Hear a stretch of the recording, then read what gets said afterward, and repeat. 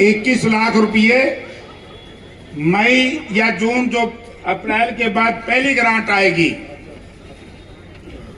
इसमें आपकी गौशाला में एमपी लैड से पहुंच जाएंगे। मुझे ये मुख्य अतिथि माननीय जयप्रकाश जी जेपी सांसद लोकसभा हिसार, आपका गौशाला पधारने पर हार्दिक स्वागत अभिनंदन करते हैं। वैसे की सेवा करने का भी निश्चय किया हुआ है। विशेष तौर से हमारे नेता चौधरी भूपेंद्र सिंह हुड्डा ने जब गंगा में, बड़ा सोचने का विषय है, गंगा में बह गए थे, रात के 11 बजे सूचना आई कि चौधरी भूपेंद्र सिंह हुड्डा गंगा में बह गए, और गंगा मैया ने एक तुणके का सहारा लेकर के वो बचे, उनके चचेरे भाई चले गए। तो उस दिन से उन्होंने बड़ा भारी गौदान, गौ की सेवा, हम सब साथियों ने निर्णय लिया। आपको याद होंगे चौधरी भूपेंद्र सिंह हुड्डा जब चीफ मिनिस्टर थे, काम शुरू करने से पहले गाय को रोटी खिला करके, उनका आशीर्वाद लेकर के तब आगे बढ़ते थे।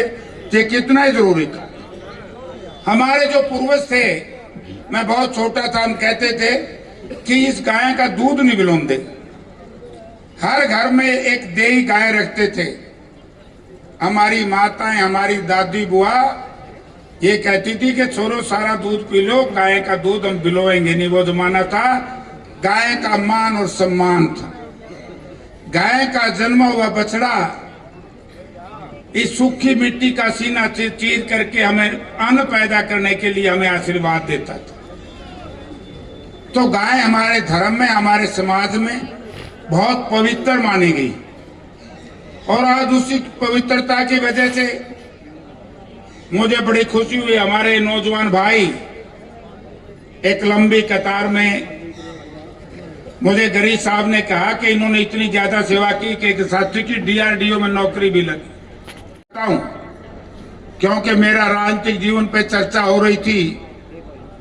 मैं जब पहली बार लोकसभा का सदस्य कांग्रेस, सॉरी हमारी पार्टी ने उस वक्त बनाया, मैं कैंडिडेट, और कापड़ो गांव में आया था।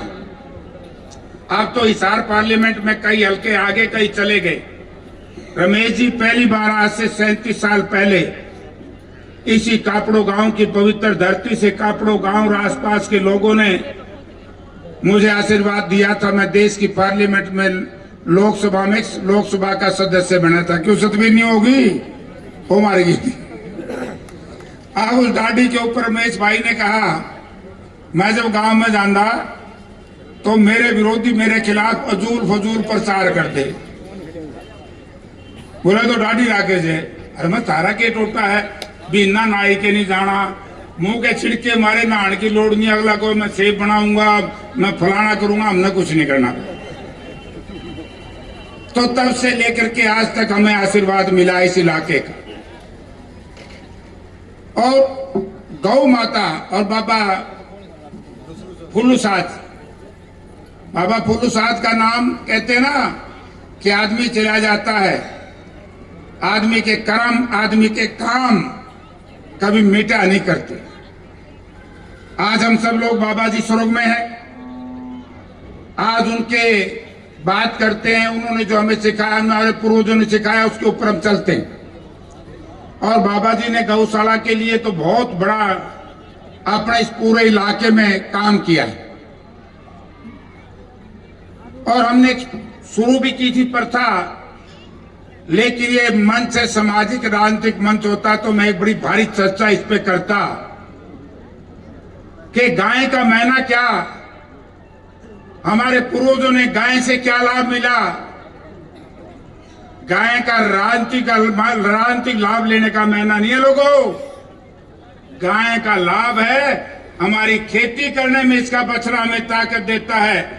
हमारे बच्चों को हर्ष पुरुष बनाने के लिए गाय का दूध हमें पीते हैं, उनका घी खाते हैं। इसका खेती में भी फायदा, गोबर करती है तो इसका खाद बनता है।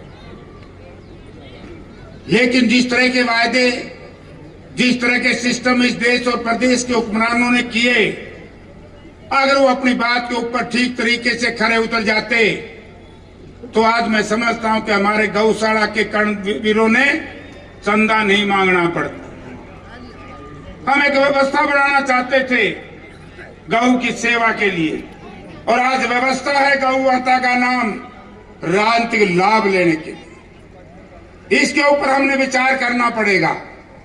मुझे याद है 1997 में मैं लोकसभा का सदस्य जब अपने दूसरी बार चुना, चर्चा हुई गौ माता की जय। लालू बाबू बोले भैया गैया चराने वाले तो हम थे, गाय हमारी कब्जा दूसरों ने कर लिया, इनको तो धार काटने का भी पता नहीं। आज वो सारे किस्से जो मेरे 40 साल के राजनीतिक जीवन में बार बार याद मुझे आ रहे हैं। क्यों आ रहे हैं? क्योंकि हम यहाँ एक ऐसे स्थान पर हैं, ये बहुत पवित्र स्थान। गौमूत्र से हम जो लीप करके उस पर पूजा अर्चना करते हैं, हम उसको सबसे शुद्ध मानते। आज ये हमारी सबसे शुद्ध धरती है जहां पर हम खड़े। और मुझसे पहले कई साथियों ने कहा, हमारे जैन साहब ने कहा कि 30 लाख रुपए लगेंगे। तो जैन साहब, ये तो आपका इलाका है, आप इसी मिट्टी से पैदा होकर के दिल्ली गए, हम भी इसी मिट्टी से पैदा होकर के दिल्ली गए। और ये लोग जब देने पे आते हैं तो बरदे से जो मारा भर दिया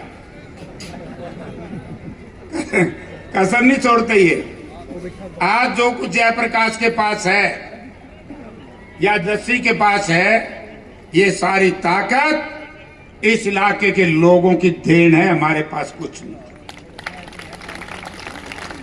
और मैं तो एक बात बड़ी स्पष्ट देश की पार्लियामेंट में भी कह देता हूं, मुझसे नाराज हो जाते हैं बड़े बड़े नेता, मैं नाम नहीं लूंगा। मेरी एक वीडियो चल रही होगी, अरे मैं क्यों मारू रही ने क्यों फसल बीमा लागू करके।